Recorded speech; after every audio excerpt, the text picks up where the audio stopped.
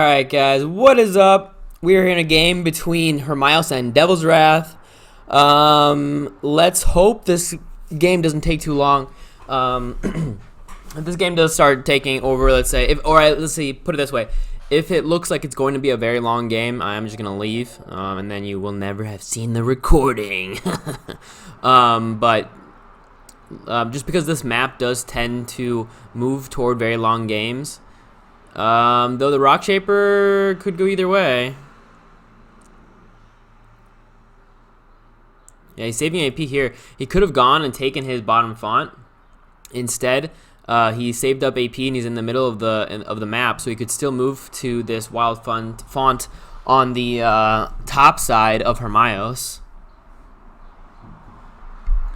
So we'll have to see. So we still have Stiched coming out from Devilswrath, and Stiched, I've said this already, they're okay. They're a high skill cap battle group, but even a high skill cap battle group, if it's playing against a meta battle group, I don't think it can do too well. There's just too few things that has possibilities for. Like you have the whole recontracting. It's just such a swingy thing. But if you have a lot of experience in the game, you know how to slow the game down so these like swing turns don't happen, right? And you know to watch out for that, and you know what to prioritize, right? So like you might see a 30 HP thing, and okay, I'm gonna go ahead and kill that first, while an experienced player knows no, you go for the Stitched first, right? And you go in and you just save AP. And you don't so all right. So the Stitch timer is also in the middle of the map. He could either now move to protect the Stitch first and this Rock Shaper and attack the Rock Shaper, or he could go to this bottom font, or I guess the side font, the one of Hermaios. Because of the first turn Rock Shaper, he was actually able to get to this font in one turn, or in 2 turns.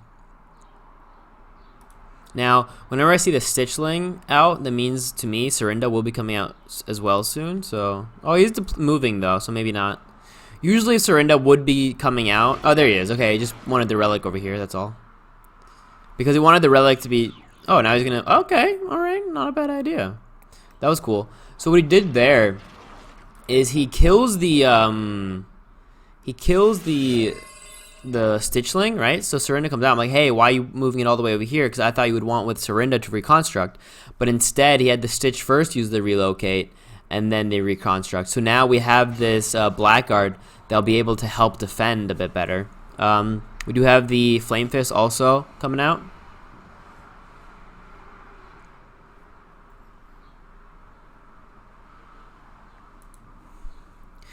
Flame Fist, I mean, it's actually kind of close. Flame Fist has a lot of burst damage, right, with Pounce and Flame Burst. Oh, okay, and another champion, Amika. He's just like behind from the start. We do have healed transfer life, so he can heal the Blackguard if he wants a bit. I'm guessing he's gonna attack this totem here. But how does he play this, right? Like, does he play defensively and go back and then see if he can get this Rock Shaper out of his font? Or does he go aggressively and contest? Right? It's a pretty hard question. This guy will be coming in. This guy's at full AP. You don't really ever want to run into full AP, right? But he does have 2 Stitch Riders as well that can come out. As well as attacking Mika is not usually a bad idea. You do gonna want to get rid of him. And we have Stitch reconstruction on here, so we don't have charge. So you can't just charge the Mika, but that does mean that if a Stitch relic does come out and the Serinda is not in range to reconstruct, he can also just use the Stitch reconstitution. So is that why I've always said it incorrectly? I think I've always said Stitched reconstitution instead of Stitched reconstruct. I'm like, oh, he's reconstituting it, but he's actually okay, well, that might have been why I've always been saying that wrong. I've been flipping the abilities, kind of. Anyway, he kills the totem and he attacks the Rock Shaper once. Good idea because of the chilled. So he got that chilled to go off the dot, right? So now we have 4 extra damage going to be taken by that Rock Shaper. And so this is the kind of the defining moment, actually, right? And this is really interesting on like a higher level. So that was really the big play of the game. Does he decide to retreat with the Tyrant, or does he go in with the Tyrant? And everything is now off of that I would say always go. It could have gone one of two ways. If he was able to move in with the Tyrant and place a relic, and then somehow not die the next turn, then he could come back, right? Then he could say, hey. So what I was thinking is he runs in, puts a relic down, attacks Mika once, or maybe the Harbinger once, and then these guys go in to attack, right? And then all of the Stitch Riders come out, right? Because they have to defend, so they have to attack the Tyrant. So the Stitch Riders come out, and then if one of them dies, then then Serinda can come over and reconstruct.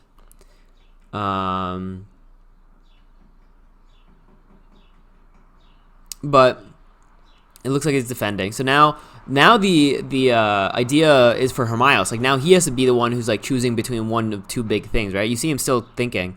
So the idea here was, okay, I'm defending, and I'm not against that, just because I think that the Stitch do well together, right? You want to kind of keep them together because you want to be able to get a kill and then the reconstruct. And if you are not able to get the reconstruct, you kind of lose. So if you're split up, that makes it a bit harder. All right, so he's gonna flame burst here, I'm guessing. There you go. Flame burst into the wall, taking 10 extra. He took 19 there. Though we do have now 1 AP left on this flame fist. He's very far forwards and very alone. I mean, I doubt he's gonna attack here, right? I mean, he's not gonna basic attack the Tyrant. There's a guy hammering on the wall upstairs. All right, this is now, okay.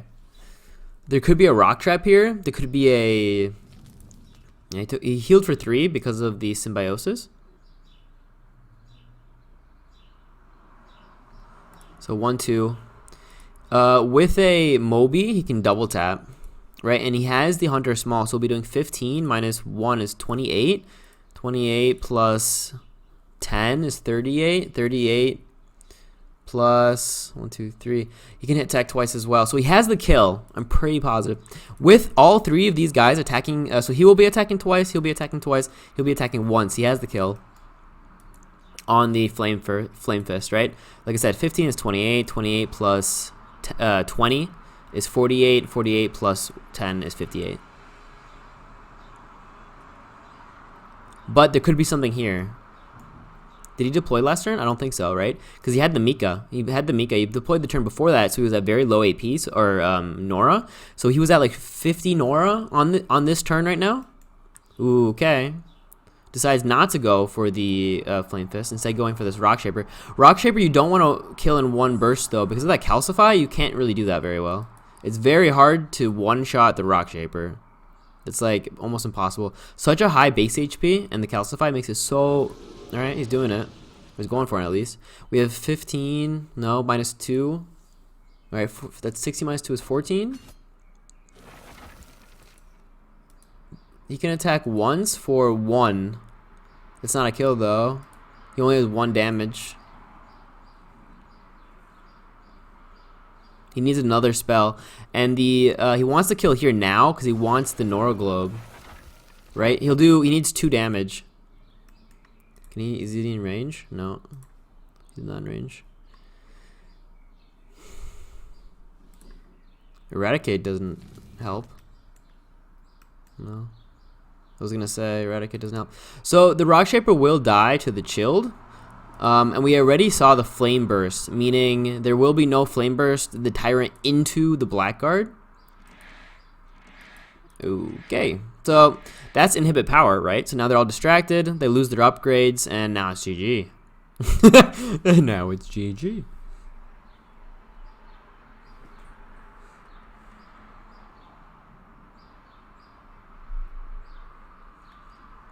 The reason I say that, oh, he still has, he's a hero, so he actually is not distracted. So this could still come out. The reconstruct Blackguard. And he has deconstruct on him. Even though he is she is confused, it doesn't matter. See, is he in range? Yeah. So the Serinda is in range to deconstruct, but she won't be in range to reconstruct afterwards.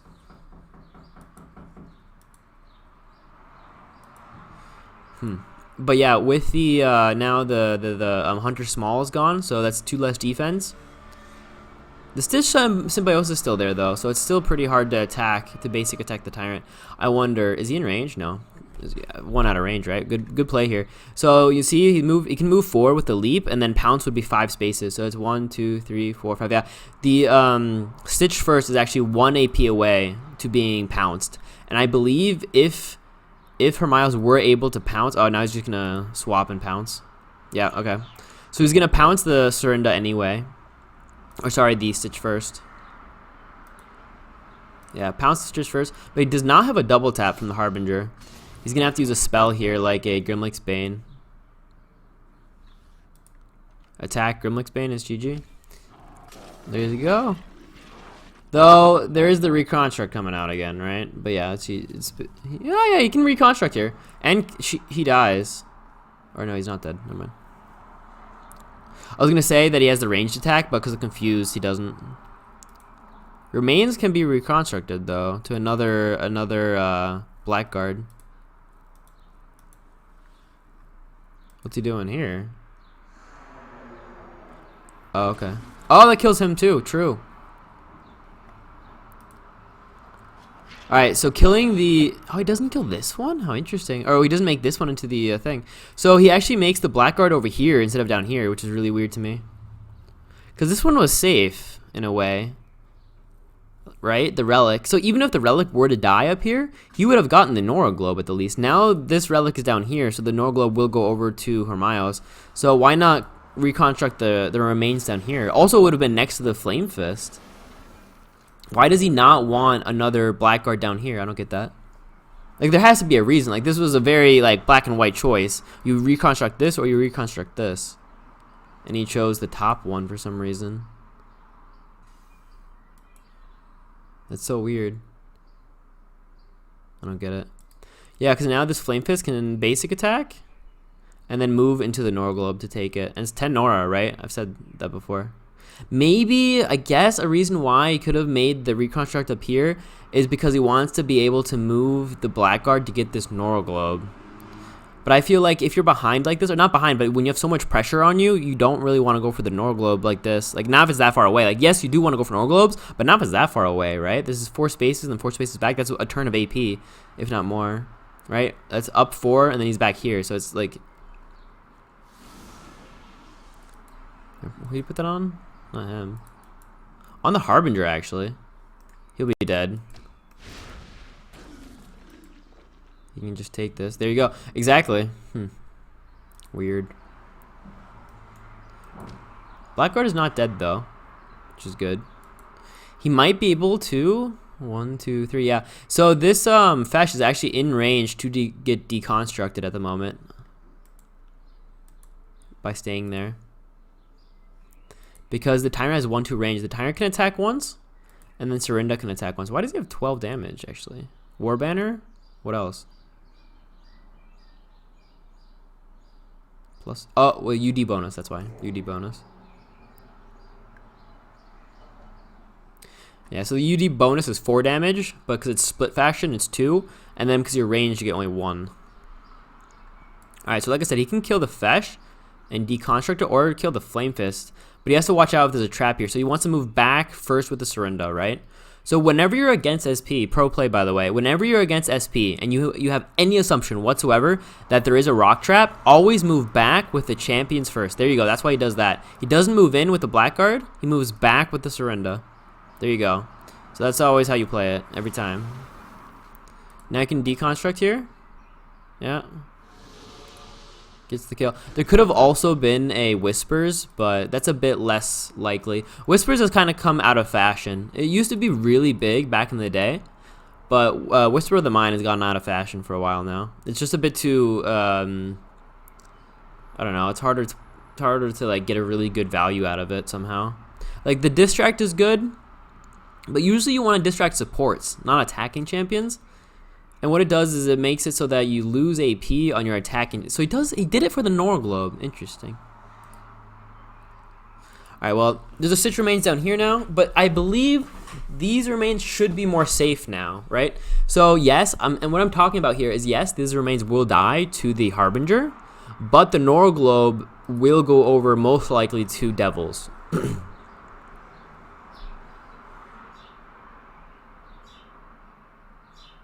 He hasn't deployed in a while, though. That's always the scary thing I've noticed as well. When I move in on this, like if I'm first turn, he attacks once. Yeah. What the heck was that? All right, so if I go in first turn here, I'll actually turn the grid back off. If I'm here, right, and I do this with my Kanan battle group, and I have like a Kanan Slipped, because Kanan Slipped has 8 speed, because you move this way first, so you move 2 here, and then you can move this way, and then you move 2 down, and then you can move down here, and then like charge something, or just move into the font, play a relic.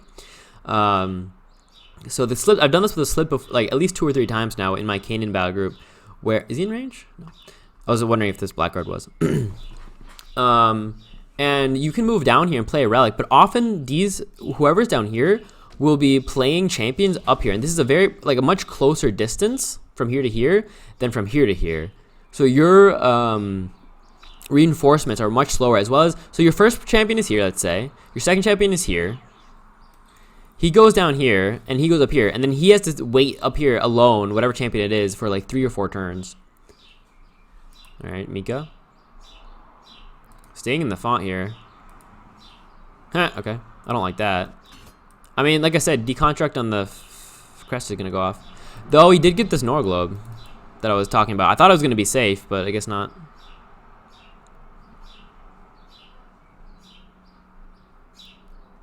Right?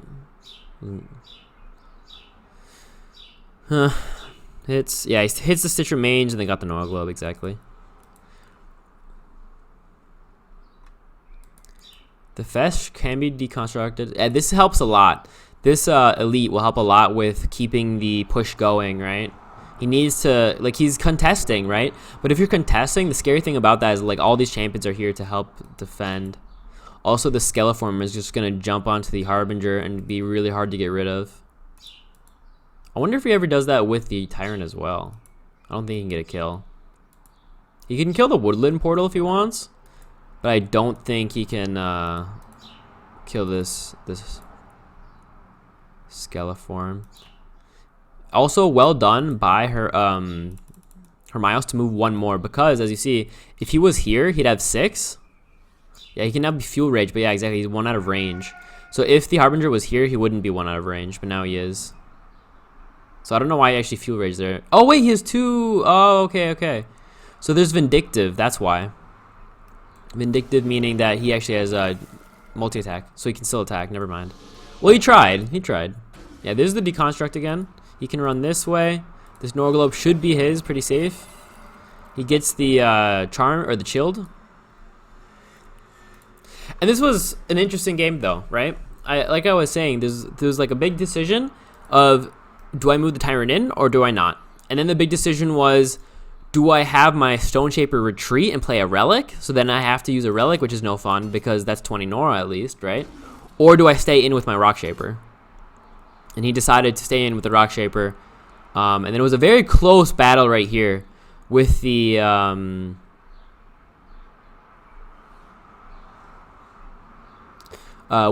Flame Fist. But he didn't go for the Flame Fist actually. He went up here, right? He had the kill on the Flame Fist, but instead he went up here to attack the Rock Shaper once, and then he didn't get the kill on the Rock Shaper. So that's actually, to me, a misplay. Like, could have gotten the kill on the Flame Fist or missed the kill on the Rock Shaper. I don't know. Or like I said though, it was only a kill with Moby. So, because he didn't have Moby, maybe that's why. Anyway, GG. So yeah, really like high decision making game, I thought. Really interesting. And like, this is hard for me because like I'm not amazing at the game, so this is where it'd be nice to have like a really, really good player, like one of these two, like commenting, like post commentary by one of them or something on what their thought process was, because I can only give you what I can say would be my thought process, right? Or what I hope would be theirs in a way. But some of these people, like both of them, are so high above me in rank and how good they are that sometimes I'll be thinking one thing. I'm like, hey, why didn't you do this? This seemed like such an important move. And then he's like, well, it wasn't at all. If you think about it this way, this is way more important. I'm like, oh, you're right. And then that's like, I'm like, okay, never mind. So that's why it can be also bad, just because I don't know if I'm teaching new players the bad, like a bad strategy or a bad gameplay idea. Maybe you should be thinking about the game differently. I'm really not sure. I can really just give you my best info, and then you have to take from it what you can, and like the positives. But if you do see something that you're like, I don't think that should work that way, or you think that maybe a different idea is better, then definitely try it out and test it, and then I don't know, get back to me. Anyway, GG.